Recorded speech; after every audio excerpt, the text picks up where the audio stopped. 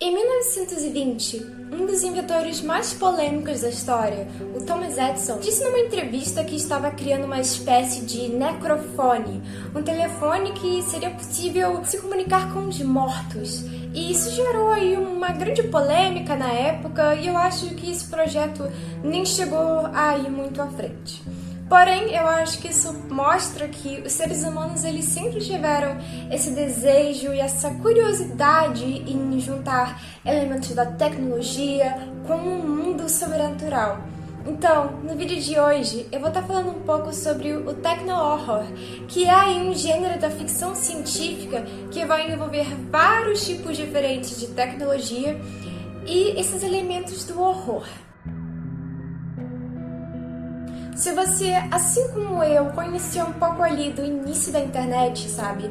Da internet popular, no caso, lá no final dos anos 90, no começo dos anos 2000, a internet, digamos assim, mais primitiva. A internet era completamente diferente do que é hoje em dia, naquela época. Ela era muito mais sem lei e as pessoas já faziam ali diversas maldades se aproveitando disso. Uma das coisas que era mais popular nesse período era justamente mandar links aleatórios que tinham alguma coisa que assustasse as pessoas para poder perturbar aí o dia de algum amigo seu ou algum parente que você não goste. Eu mesma caí nisso várias vezes nesse período.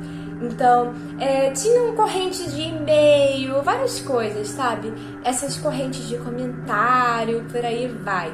E também existiam vários sites chocantes com conteúdo mais violento e realista, que também assustava bastante as pessoas nesse período. As pessoas nessa época, elas tinham bastante curiosidade com a internet, porque elas não sabiam, não tinham aquela noção que a gente tem hoje em dia, então elas não sabiam assim os limites que a internet poderia disponibilizar para elas. Tudo ainda era muito novo e como não tinham tantas regras, como eu disse para vocês, a internet nesse período era meio que um lugar sem lei. As pessoas elas tinham essa curiosidade em conhecer, mas ao mesmo tempo elas tinham uma certa desconfiança e um medo. Eu lembro que quando eu coloquei a internet em casa, foi assim mais ou menos em meados dos anos 2000. E eu era criança na época e eu tinha pavor. Eu, ao mesmo tempo que era fascinada, eu era obcecada por computadores quando eu era criança. Então, eu tinha aquela fascinação, porém, ao mesmo tempo, eu lembro que eu sentia bastante medo, porque era tão estranho você pesquisar e encontrar as coisas naquela época, era bem esquisito. Vale lembrar que naquela época nem celulares eram populares como eles são atualmente. E o computador era uma coisa que você usava ali, acessava a internet, desligava e acabou. Você não usava mais a internet no seu dia a dia. Então, era uma coisa muito nova e assustadora. E é justamente por isso que várias lendas se formaram durante esse período. Mas, voltando a falar um pouco do passado, eu quero falar um pouco sobre o início de tudo isso, sabe? Do horror tecnológico, de onde que começou isso. Então, eu vou citar aqui pra vocês uma coisa que eu notei assistindo um filme recentemente, que é o filme As Filhas do Fogo, de 1975. Nesse filme tem uma cena em específico que uma personagem está falando um pouco sobre gravar a voz dos mortos. E nessa cena, ela menciona que esse método está sendo usado por vários cientistas importantes naquele período. E isso não é mentira. Se vocês pesquisarem, vocês vão ver que vários dos cientistas mais icônicos aí, cientistas importantes, inventores e às vezes até profissionais de áreas bem diversas, eles tinham esse desejo e essa curiosidade em querer captar alguma coisa que viesse ali de um mundo mais sobrenatural, eu diria. Então, a gente vai ter, além do Thomas Edison, que tentou criar o necrofone, a gente também vai ter toda a questão da transcomunicação instrumental, que é essa maneira que muitas pessoas, principalmente do lado mais espírita, eles começaram a usar para poder se comunicar com o mundo sobrenatural. Então, a gente vai ter várias coisas para isso, várias formas. A gente vai ter fotografias, a gente vai ter vídeo, a gente vai ter EVPs, que são essas gravações de áudio, e temos aí várias pessoas importantes, acho que principalmente na Europa, muitos cientistas nesse sentido, pessoas que gravaram em várias coisas e inventaram diversos métodos.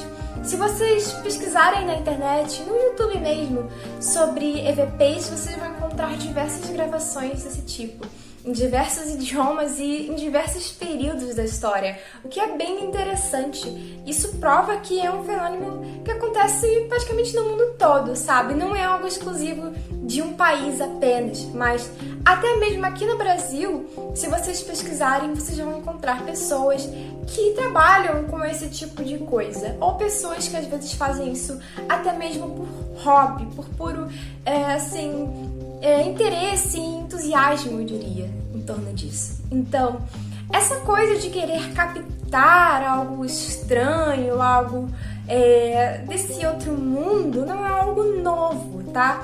É algo que o ser humano sempre teve essa vontade. Tanto que tem aí fotos super antigas nesse sentido. Algumas são claramente fotos que sofreram ali uma dupla exposição, quando uma foto meio que sobrepõe a outra, e aí faz parecer que é um fantasma, mas nem sempre é o caso, nem sempre não, acho que na maior parte das vezes. Principalmente como a fotografia naquele período não era tão acessível, sabe? Porém, a gente tem aí algumas fotografias mais modernas e mais controversas, como essa foto aí desse menino. Eu tinha pavor dessa foto quando eu era criança.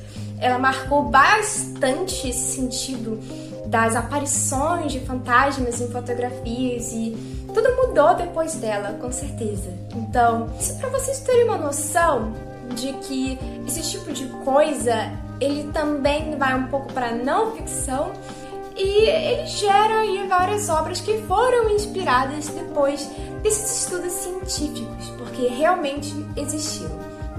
Se você acredita ou não, se você acha que tudo farsa ou coisa desse tipo, aí é a sua opinião pessoal.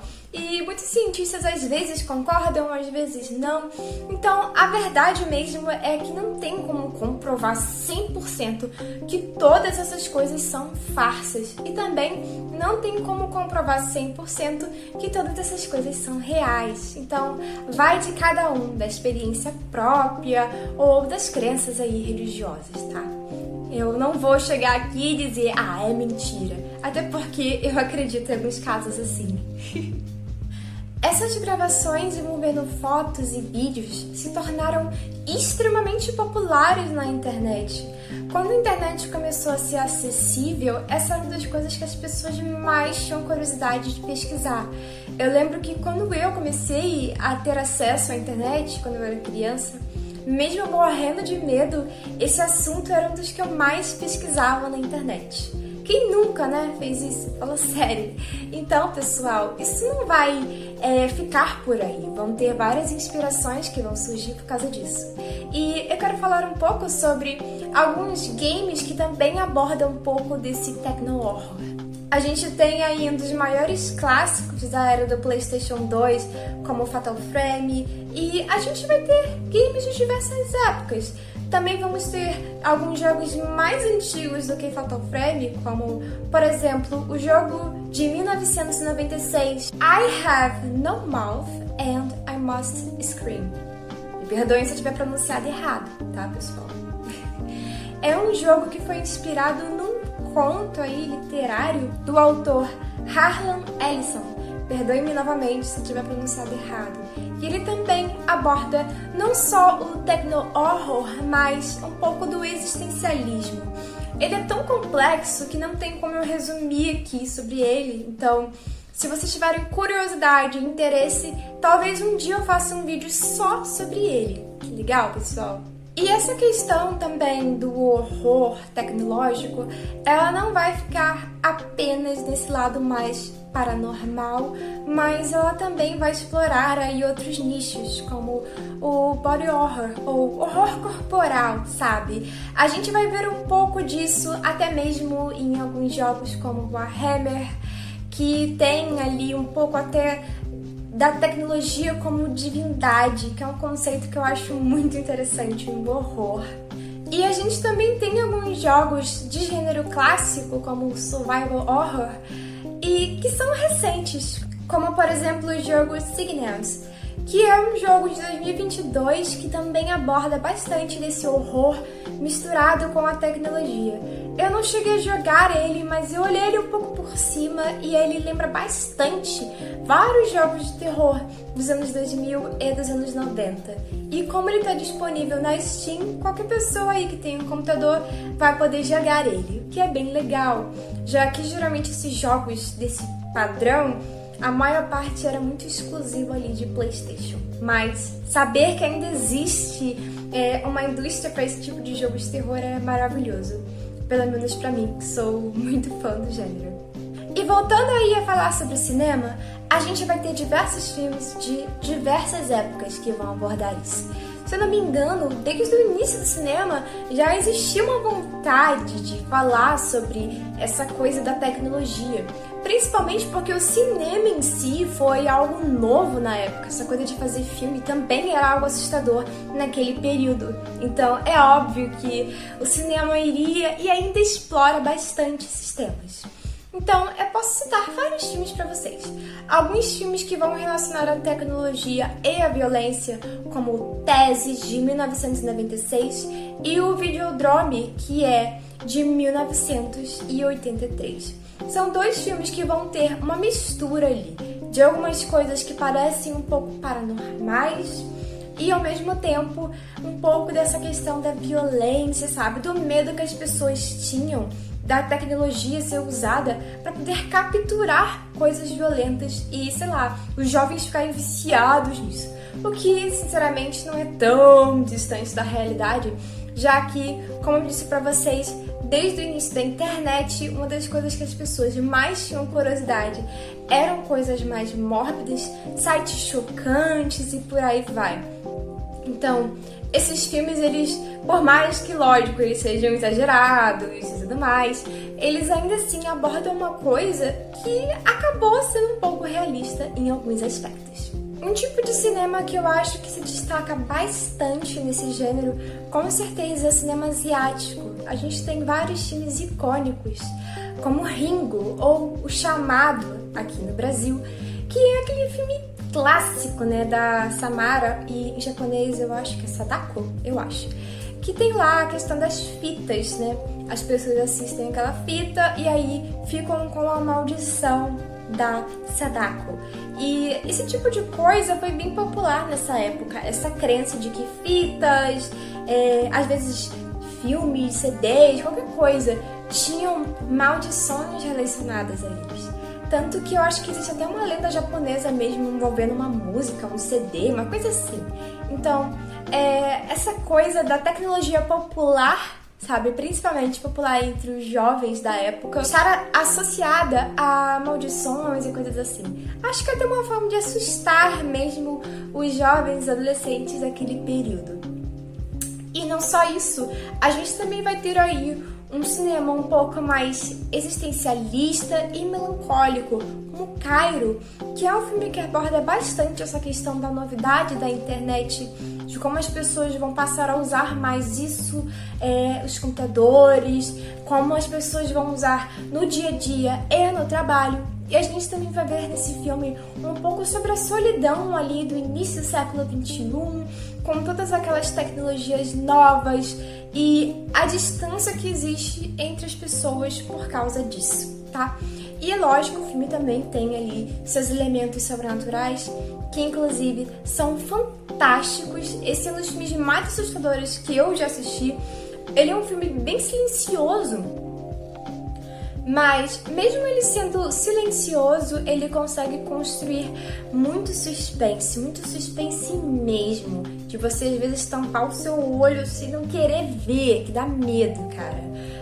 Toda a questão da iluminação do filme é muito bem aproveitada. Às vezes você não sabe se aquilo dali é uma aparição, é uma sombra, e essa coisa de confundir um pouco a nossa cabeça ajuda bastante a alimentar esse sentido do terror do filme. E eu não poderia deixar de citar, obviamente, Serial Experiment Lain, que é o meu... Eu não sei se é meu anime preferido de todos os tempos, mas é um dos meus preferidos. Eu tô até usando uma camisa aqui da Lain. E assim, esse é um dos animes que eu acho que mais aborda essa questão. E eu nem falo animes em geral, eu acho que questão assim de obras mesmo, audiovisual, Lain é fantástico nesse sentido. Tem muita coisa relacionada a existencialismo, a tecnologia como divindade, a várias coisas, a dependência dela, a solidão, a falta de empatia. Tem vários temas que são super atuais nesse anime, por isso que eu recomendo ele pra todo mundo. Apesar de ele ser um anime um pouco chatinho para algumas pessoas, já que ele é um anime lento, ele é um anime que não vai ter aquele áudio com a melhor qualidade, porque a dublagem é antiga. Então, tem vários aspectos ali que para pessoas que estão acostumadas com animações mais recentes, elas vão estranhar assistindo ele, vão achar ele um pouco lento e chato, provavelmente. Porém, se você gosta, se você tem paciência pra isso, você vai amar Lain. Não só o anime, mas a trilha sonora, a arte, que é maravilhosa também.